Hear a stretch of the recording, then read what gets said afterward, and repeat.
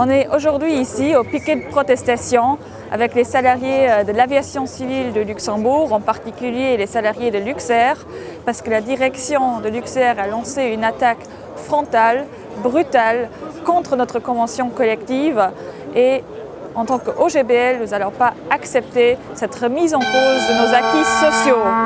Comme vous l'entendez, les gens sont remontés, les gens sont en colère. Ce n'était pas ce qu'on avait convenu. On était venu à la tripartite sectorielle pour justement parler de maintien de l'emploi, pour assurer nos emplois, pour assurer l'avenir de la société et non pas pour le démantèlement de nos acquis sociaux des dernières 20 années de négociations collectives. Liebe Kolleginnen und Kollegen, wir stehen heute an einer starken, geeinten Gewerkschaftsfront und wir haben ganz klare Forderungen. Ich bin auch froh, dass wir heute so zahlreich hier sind. Über 600 Leute haben wir gezählt. Und das, obwohl es nicht einfach ist. Weil ihr wisst, an der Aviation die Leute arbeiten und sie arbeiten auf Schichten und sie kriegen nicht frei, für hierher zu kommen. Und trotzdem sind wir zu so viel hier. Wir sind hier, für uns Gehör zu verschärfen. Und wir als Gewerkschaften werden mit allen uns zur Verfügung stehenden Mitteln für den Erhalt von den Arbeitsplätzen an unsere sozialen Errungenschaften kämpfen. Chers collègues, je suis ravi qu'on soit aussi nombreux, aussi, ici aujourd'hui. Plus de 600 personnes, j'ai compté.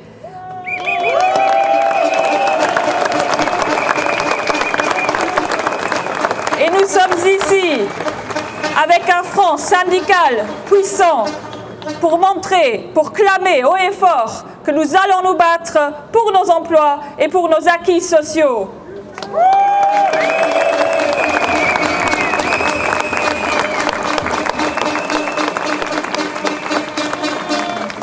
Corona-Krise hat den Aviationssektor heftig getroffen. Das sind wir uns alle bewusst. Dafür ist es doch wichtig, dass es den sektoriellen Tripartit gibt.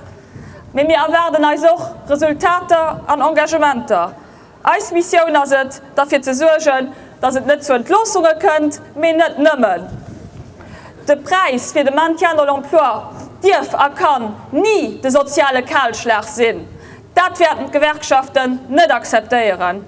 Wir refusieren eine Situation, wo wir uns zwischen Cholera und Pest entscheiden. Und wir werden uns konsequent für die Aufsicherung von qualitativ hochwertigen Arbeitsplätzen an der gesamten Aviation zu Lützeburg einsetzen. La tripartite sectorielle est aujourd'hui plus importante que jamais. L'enjeu, c'est de garantir l'engagement, le maintien de l'emploi, les investissements nécessaires pour toutes les sociétés de l'aviation. Le but affiché des syndicats, c'est zéro licenciement sec, mais pas seulement. C'est aussi la défense de nos conditions de travail et de nos carrières.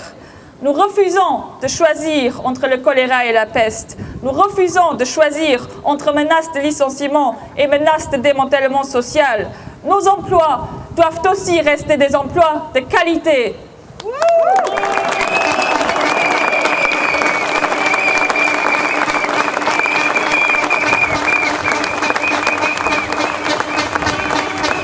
Was wir brauchen, ist eine reale Jobgarantie, einen seriösen Investitionsplan für alle Betriebe aus der Aviation.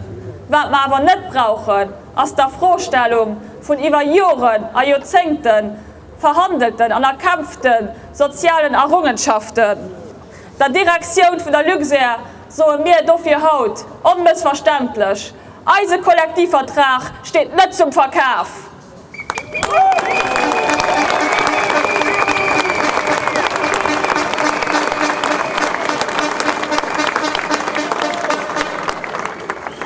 Respektvoller Sozialdialog, ein Engagement für den Maintien de l'Emploi, oder gesetzlicher Vorlage, Zukunftsinvestitionen. Das war unserem Verständnis nur den Auftrag aus der ersten Tripartitron am Juli. Und wir als Gewerkschaften haben als Hausaufgabe gemacht, gemeinsam, konstruktiv, am Interesse von den schaffenden Leuten. Kolleginnen und Kollegen, die Direktion von der Luxair ihrerseits hat 5 Wochen gebraucht, für einen sogenannten Businessplan vorzulegen. Den einfach nicht eine Frechheit für alle Salariés. Ein brutal, ein frontal, ein massiv Attack auf unseren Kollektivvertrag.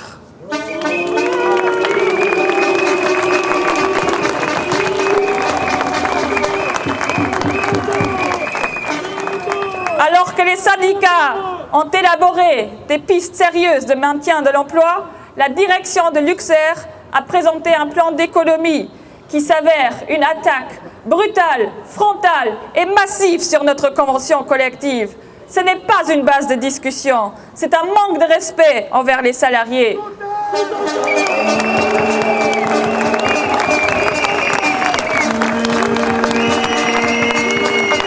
La réponse des syndicats est très claire. Non, pas avec nous. Notre convention collective n'est pas à vendre.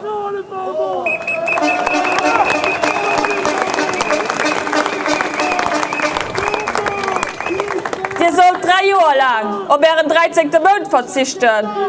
3 Jahre Aufreihung von den Gehältern, also Aussetzen von den kollektivvertraglichen Avancementen. Eine Arbeitszeiterhöhung. Ja, ich benutze bewusst das Wort, weil das Aufschaffen von 15 Minuten bezahlter Pause und die Reduktion vom Congé auf das legale Minimum als nicht anders wie die Erhöhung von der Zeit, die der Salarié real auf seinem Arbeitsplatz verbringen muss.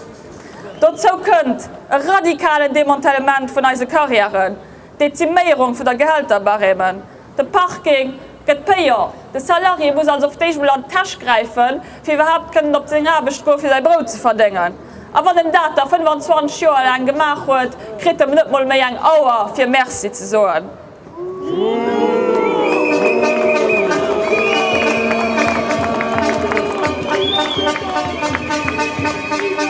Und das ist ein schönes Merci von der Direktion von der Luxair und Mitarbeiter. Die engen Mitarbeiter haben sich während der Corona-Krise aufgeackert. Sie kriegen ihre Congé refusiert, gestraft, gesagt, sie müssten die systemrelevant essentielle Arbeit am Cargo-Center verrichten. Die anderen Mitarbeiter waren daheim mit Existenzängst am Chômage partiell. Also sobald den Avion ist dekolliert hat, waren sie da. Mit Motivation, Engagement, Flexibilität, bereit zu helfen und anzupacken, wo es nicht mehr geht. Chers collègues, c'est un véritable catalogue des horreurs qui nous a été soumis par la direction. Pas de 13e mois pendant 3 ans, gel des salaires pendant 3 ans. Démantèlement de nos barèmes de salaire. Une augmentation du temps de travail, et oui, je l'appelle comme ça, parce que supprimer une pause payée de 15 minutes, réduire le congé au minimum légal, c'est augmenter le temps réellement presté sur le lieu de travail.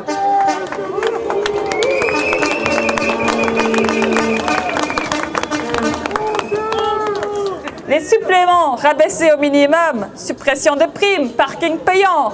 Et après 25 ans de loyaux services, même plus une montre en cadeau pour dire merci.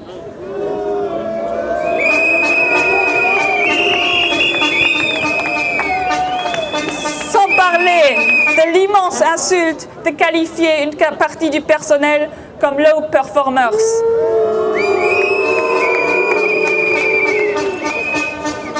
Low performance, oui, parlons-en, mais alors, parlons des défaillances du management.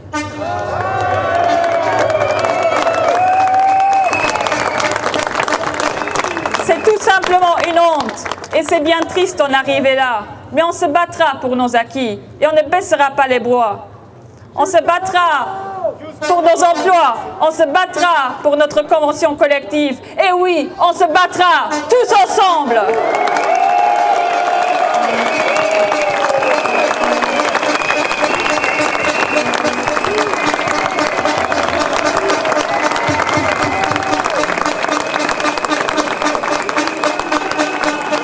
Das ist alles einfach inakzeptabel. Das ist ein Schlag an das Gesicht von den schaffenden Leuten. Am Platz Personal aus Low Performers zu diskreditieren und zu beleidigen, wird das Management na wel gut beraten, sich an Ursch zu holen. Weil den Tag, wo das Personal hinweist, was Low Performance ist, haben sie na wel ein dickes Problem.